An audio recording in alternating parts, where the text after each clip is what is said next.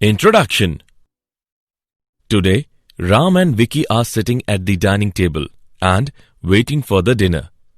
Ram asked Vicky to pass the juice jar to him, but by mistake, Vicky hits some utensils and they fall down on the floor.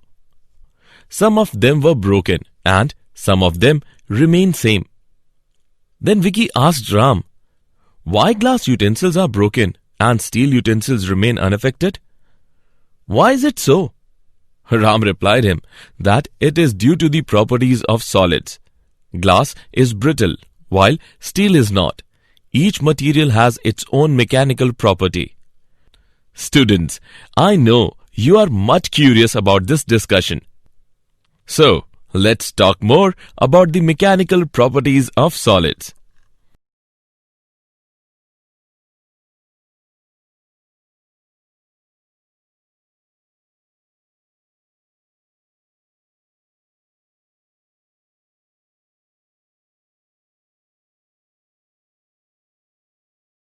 Objectives. At the end of this lesson, you will be able to define solids, know about elastic body and plastic body, understand elastic behavior of solids, define stress and strain, define Hooke's law, analyze stress-strain curve, calculate elastic moduli, calculate Poisson's ratio, know the applications of elastic behavior of materials.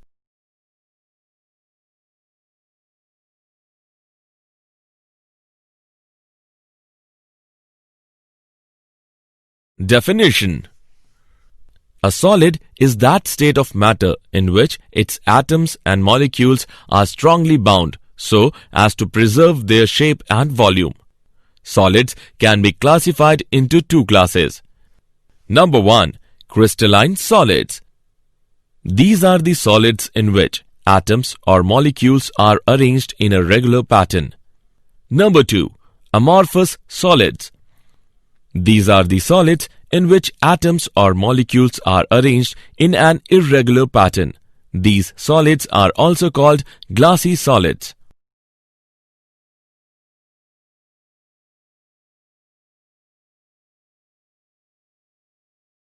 Elastic body and plastic body. A body that regains its original shape and size on the removal of deforming force within the elastic limit is called an elastic body. Elasticity is defined as the property of matter by virtue of which it regains its original shape and size after the removal of deforming force. A body that does not regain its original shape and size after the removal of deforming force is called a plastic body.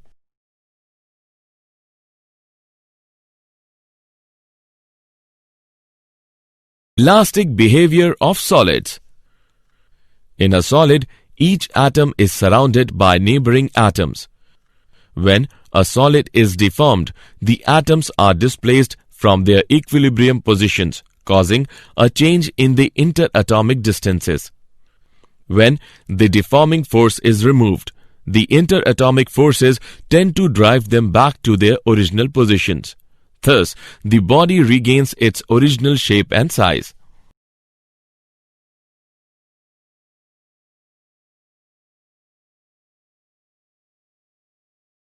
Stress. Stress is defined as the restoring force per unit area set up in the body when deformed by an external force. Stress is equal to restoring force upon area. SI unit of stress is Newton meter per square. Stress is of two types: normal stress and tangential stress. Normal stress. It refers to the deforming force per unit area acting normal to the surface of the body. Normal stress is of two types. Tensile stress. When there is increase in length of the body in the direction of the applied force. Compressive stress. when there is a decrease in length of the body in the direction of the applied force. Tangential stress. It refers to the deforming force acting per unit area tangential to the surface of the body. Strain. Strain is defined as the ratio of the change in dimension of the body to the original dimension of the body. It has no unit and dimension. It is of three types: longitudinal strain, volumetric strain, and shearing strain. Longitudinal strain. It is defined as the ratio of the increase in length to the original length when a deforming force is applied. Longitudinal strain is equal to delta L by L. Volumetric strain. It is defined as the ratio of the change in volume of the original volume when a deforming force is applied. Volumetric strain is equal to minus delta V by V. Shearing strain. It is defined as the angle through which a line initially perpendicular to the fixed face gets turned on applying a tangential deforming force. Hooke's law. Hooke's law states that within the limit of elasticity, stress is directly proportional to strain. Stress is equal to constant into strain. Constant is equal to stress upon strain. Here, this constant is called coefficient of elasticity. Hooke's law is an empirical law and is found to be valid for most materials.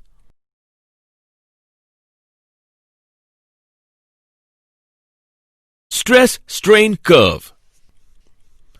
Consider a wire suspended vertically. When the wire is loaded, a stress is developed. On loading, the wire increases in length and thus strain is developed. From the curve, we note that when the strain is small, stress is proportional to strain. This is the region OP in which Hooke's law is obeyed. The point P is called the limit of proportionality. In region PE, stress is not proportional to strain, but the wire still regains its original length when load on the wire is removed. Thus, the point E is called the elastic limit. The region from O to E represents the elastic behavior of the material of the wire. In region EA, strain increases much more rapidly than stress. In this region, the wire does not regain its original length, even when the stretching force is withdrawn. Beyond A, even a small increase in stress produces a very large increase in strain. Beyond point B, the strain keeps on increasing even if the stretching force is removed and the wire breaks at C. The region E to C shows the plastic behavior of the material of the wire. Elastic moduli. The ratio of stress and strain is called modulus of elasticity. The modulus of elasticity are of three types: Young's modulus, shear modulus, and bulk modulus. Young modulus is defined as the ratio of normal stress to the longitudinal strain. It is represented by Y.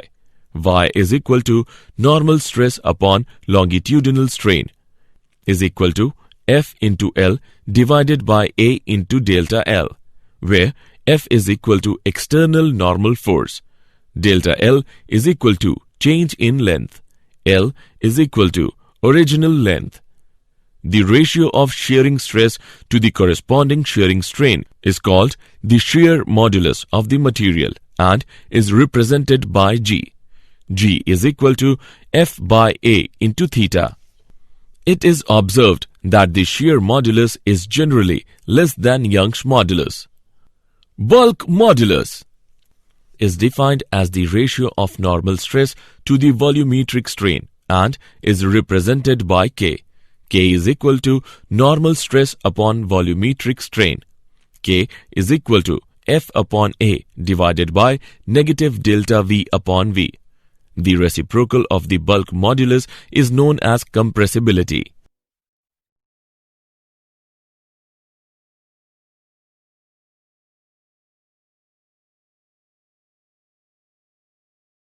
Example. Let's take an example of elastic moduli. A rubber cube of side 7 cm has one side fixed with the tangential force equal to the weight of 200 kg is applied to the opposite face. Find the shearing strain produced and the distance through which the strained side moves. Given modulus of rigidity for rubber is 2 into 10 raised to the power 7 dyne per centimeter square. Let's see the solution. Given value R, L is equal to 7 cm and F is equal to 200 kgf. Converting the value of F into dynes, we get F is equal to 200 into 1000 into 981 dyne. Eta is given by 2 into 10 raised to the power 7 dyne per centimeter square. We know that area of the face of the cube A is equal to L square. Putting the values of L into above equation, we get A is equal to 7 into 7 centimeter square is equal to 49 centimeter square. We know that eta is equal to F upon A theta. By putting respective values, we can calculate the value of theta, which is equal to 0.2 radian. Shearing strain is given by delta L upon L. Delta L is equal to 7 into 0.2 centimeter. After calculation, we get the value of delta L is equal to 1.4 centimeter. Poisson's ratio. When we stretch a wire, it becomes longer but thinner. It means that the increase in length is always accompanied by a decrease in the cross-section. The ratio of the lateral strain and the longitudinal strain is constant for a given material is known as the Poisson's ratio. V is equal to epsilon dash divided by epsilon. Here, V is the Poisson's ratio.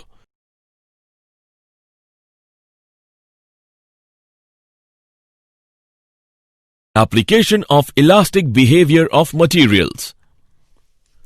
Some materials regain their original form long after the removal of the deforming force. This delay is called elastic after effect. Generally, suspension are made of quartz whose elastic after effect is very small. The metallic parts of machines should not be subjected to stress beyond the elastic limit, otherwise they will be deformed. The railway track beam's cross-section is I in shape. It gives an advantage of lightness and the flanges are able to withstand the compression and tension force due to loading. The thickness of the metallic rope needed to lift a given load is decided using the knowledge of elastic limit of the material, of the rope and the factor of safety. While using a material, it is ensured that the working stress is always larger than its breaking stress. The difference is the safety factor. Did you know? Maxwell was the first to define bulk modulus. According to recent studies, a class called semi-crystalline solid does exist. In this, both amorphous and crystalline phases coexist. Some polymers are in this category, for example, polyethylene.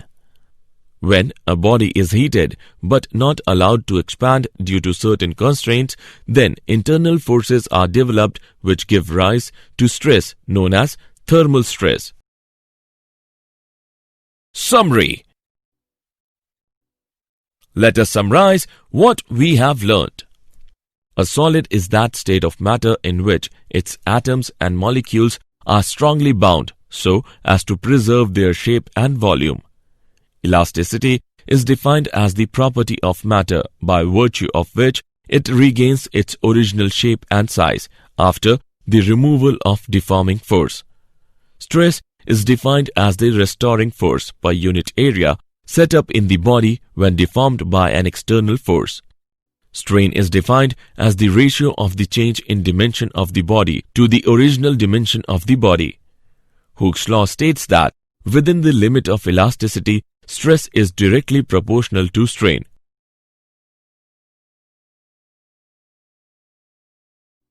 Young's modulus is defined as the ratio of normal stress to the longitudinal strain.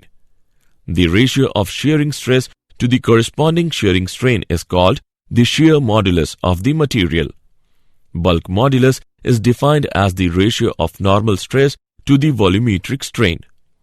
The ratio of the lateral strain and the longitudinal strain is constant for a given material is known as the Poisson's ratio.